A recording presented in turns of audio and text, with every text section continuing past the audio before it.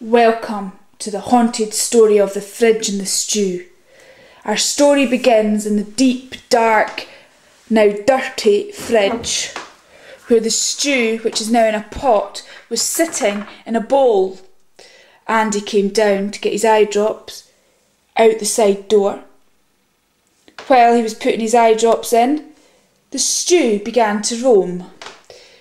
And as we can see, the stew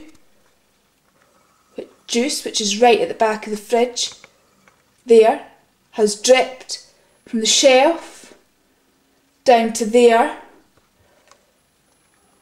all the way out to here, to the cupboard.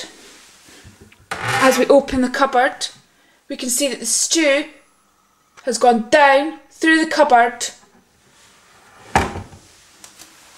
onto the floor, right round,